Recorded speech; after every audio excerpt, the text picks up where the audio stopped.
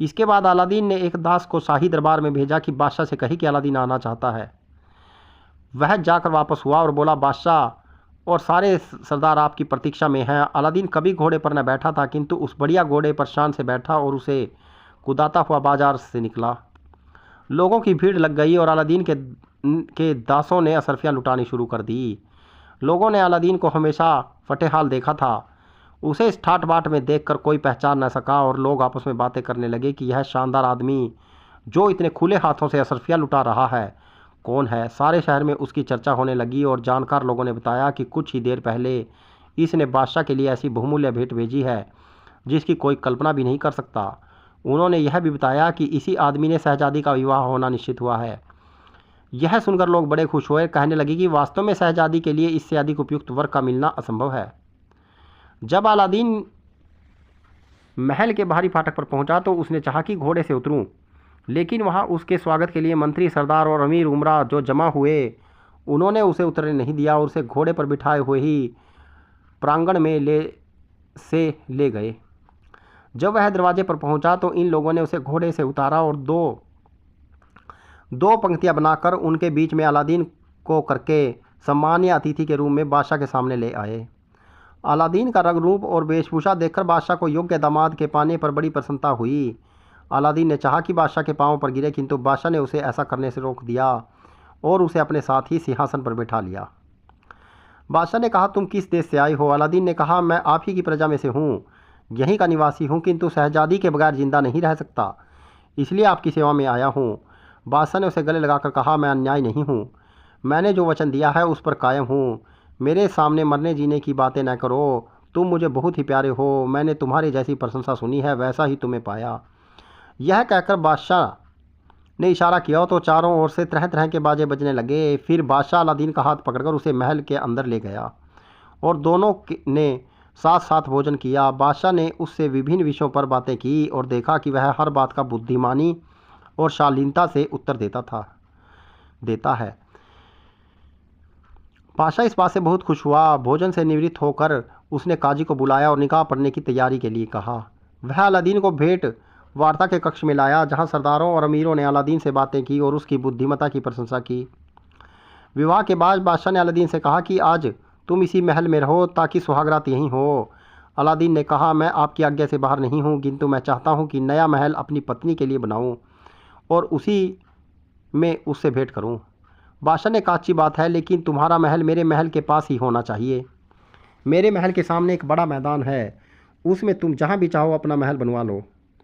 यह कहकर उसे गले लगाकर विदा किया। अलादीन वापसी में भी दोनों ओर असरफियाँ लुटाता हुआ आया और प्रजाजन ने उसकी दानशीलता और वैभव की और अधिक प्रशंसा की। घर आकर अलादीन अंदरूनी कमरे में गया, जहां उसने चिराग को रगड़ा। फिर उसने जिन को बुलाया। जिन ने सदा की भांति उसे कहा, स्वामी आज्ञा करें।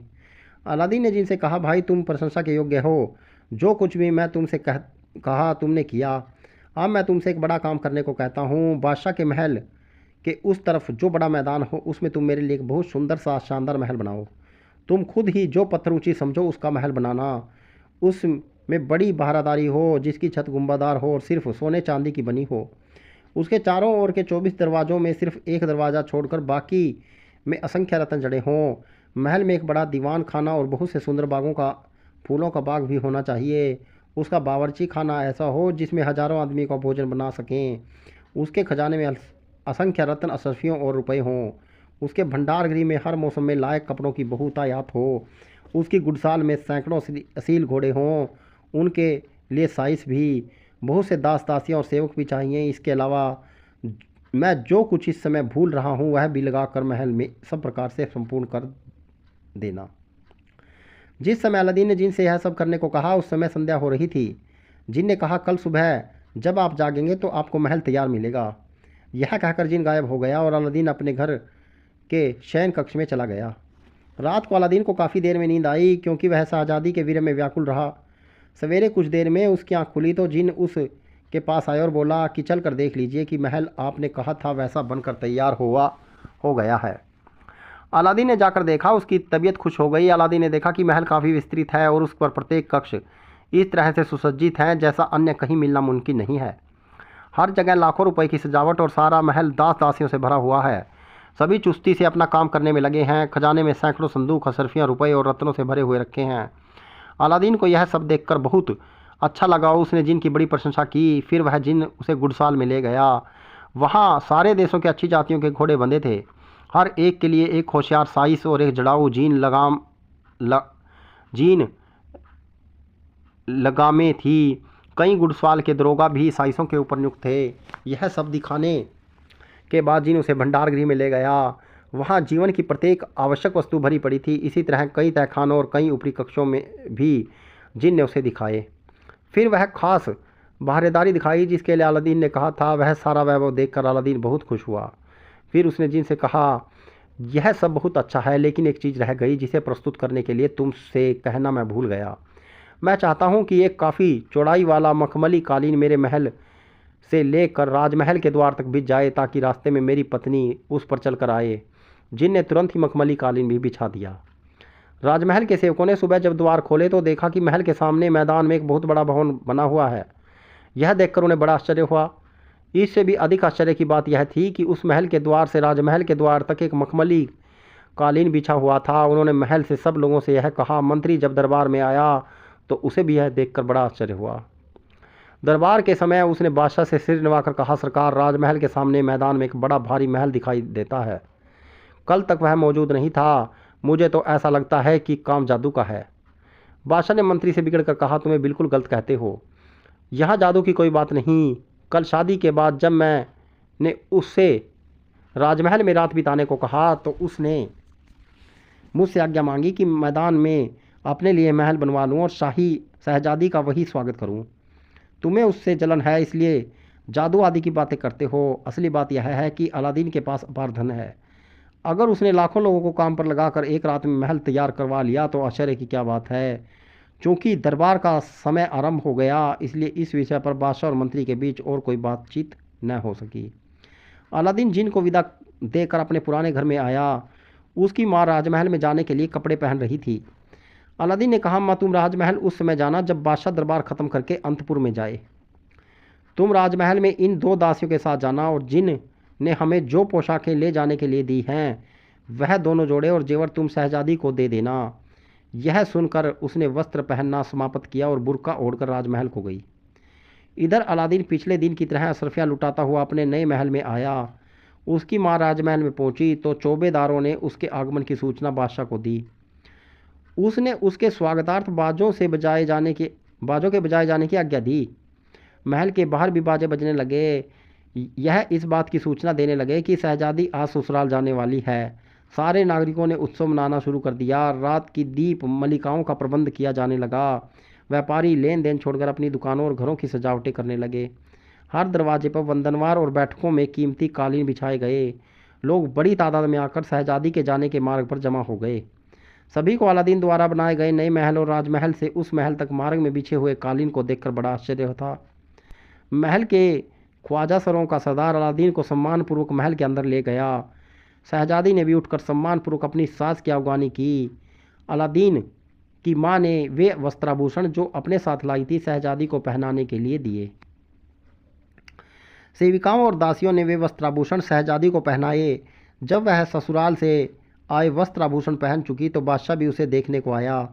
उसने पहली बार अलादीन की माँ का खुला चेहरा देखा, क्योंकि अब दोनों में रिश्तेदारी हो गई थी, और कहने लगा, मैं तो आपको खूसट बुढ़िया समझे हुए था, अब देखता हूँ तो आप बुद्धिमती ही नहीं बल्कि सुंदर और जवान भी लगती हैं। दिन भर उत्सव और दावतें होती रही। शाम को दुल्हन अपनी ससुराल के लिए विदा हुई। बादशाह और शहजादी गले मिलकर रोए। फिर शहजादी पितृगृह को चल दी। उसी के पीछे 100 दासियों को लेकर अलादीन की माँ चली। यह जुलूस जब महल के मुख्य द्वार पर आया तो वहाँ से एक पार्श्व में 100 सरदार तथा दूसरे में उतने ही ख्वाजसरा शहजादी के आगे हो लिए। इन सब के बीच में सुंदरता की प्रतिमूर्ति शहजादी मखमली कालीन पर हंस की गति से चलने लगी। अलादीन के महल में डोमनियों और मोरासिनों ने शहजादी को आते देखकर उसकी अफगानी में गीत गाए। वह महल के द्वार पर पहुंची तो अलादीन उसके स्वागत के लिए आया। उसकी माँ ने बताया कि शहजादी कौन है, क्योंकि बढ़िया पोशाकें पहने हुई 20 सुंदरियाँ दासियाँ वहाँ मौजूद थी।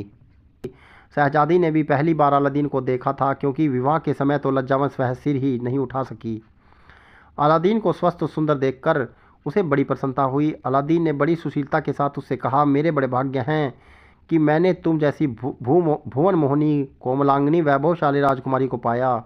यद्यपि मेरी हैसियत कुछ नहीं, भगवान ने शायद तुमसे सुंदर किसी को रचा ही नहीं। शहजादी ने भी वैसी ही शालीनता दिखाते हुए कहा, ऐ मेरे सिरताज, वैसे तो मैं लड़की होने के कारण विवाह में अपने पिता की इच्छा की पाबंद हूँ, और वे जिसे मेरा पति बनाते उसे मैं प्रसन्नतापूर्वक स्वीकार कर लेती, किंतु अब आपको देखकर अपना भाग्य सराहती हूँ कि मेरे पिता ने मेरे लिए कितना अच्छा वर तलाश किया है। अलादीन यह शालीन उत्तर सुनकर प्रसन्न हुआ।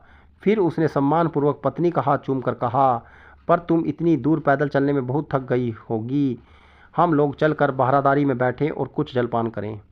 बारादारी में जितनी ज़बरदस्त सजावट थी कि आंखें चौंधिया जाती थी। सैकड़ों मोमबत्तियों की रोशनी से सारी छत और दीवारें, पर्दे आदि जगमगा रहे थे। रेशमी दस्तरख्वानों पर बीसियों सोने चांदी की तस्तरियाँ रखी थी, जिनमें भांति भांति के स्वादिष्ट व्यंजन थे। लाखों रुपए का सामान अकेली उस बारादारी में लगा था। शहजादी कहने लगी, मैं तो समझती थी कि मेरे पिता ने के महल से ज़्यादा शानदार और कोई जगह न होगी, किंतु इस महल के आगे तो वह कुछ भी नहीं है। अलादीन, शहजादी और अलादीन की माँ भोजन करने बैठे तो गायिकाओं ने सुंदर साजों पर मधुर गान आरंभ किया। शहजादी फिर कहने लगी कि मैंने जीवन में कभी ऐसी मोहन गायन नहीं सुना। उस बेचारी को क्या पता था यह गाने वालियाँ खुद परियां हैं, जिन्हें चिराग का जिन लाया है। शहजादी या किसी को भी सिवा अलादीन और उसकी माँ के चिराग का भेद भी ज्ञान नहीं था। फिर दासियों ने खाने के बर्तन उठा दिए और नर्तकियों का एक समूह आया। उसने तरह तरह के नृत्य और नाटक उपस्थित किए। जब आधी रात हो गई तो शहजादी और अलादीन भी नाचे, क्योंकि चीन में यही रिवाज था कि शादी की पहली रात को दूल्हा दुल्हन भी नाचते थे। फिर अलादीन और शहजादी अपने शयन कक्ष में गए। रात भर अलादीन आराम से सोया। दूसरे दिन सवेरे दासियां उसे पहनने के लिए नए कपड़े लाई। यह वस्त्र उसी तरह थे जैसे पहले दिन के कपड़े थे, यद्यपि वे उनसे रंग में किंचित भिन्न थे। सोने चांदी की जरदोरी का काम इन पर भी वैसे ही था। इसके बाद उसकी सवारी के लिए एक घोड़ा लाया गया, जो पिछले दिन वाले घोड़े से भिन्न था, किंतु तेजी में उसी तरह का था। अलादीन घोड़े पर सवार होकर बिजली जैसी तेजी से राजमहल पहुंचा। उसके साथ दासों का एक दल भी था। बादशाह ने पिछले दिन की भांति ही उससे सम्मान के साथ भेंट की और अपने साथ ही तख्त पर बिठाया। कुछ देर दरबार में रहने के बाद, जहां उसने कई मुकदमों में अलादीन की सलाह ली, वह दरबार ख़त्म करके महल में आया और अलादीन को भी हाथ पकड़कर अपने साथ लाया। विश्राम कक्ष में बैठने के बाद उसने आज्ञा दी कि भोजन प्रस्तुत किया जाए।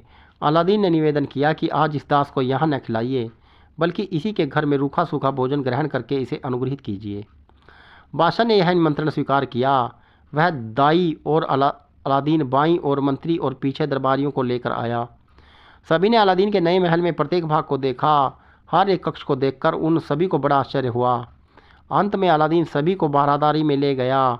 बादशाह ने वहाँ बैठकर मंत्री से कहा कि मेरे ख्याल में दुनिया भर में इतना शानदार महल कोई नहीं होगा। मंत्री ने कहा, पृथ्वी पालक, परसों तक इस धरती पर कहीं नामो निशान नहीं था। कल सुबह ही यह दिखाई दिया।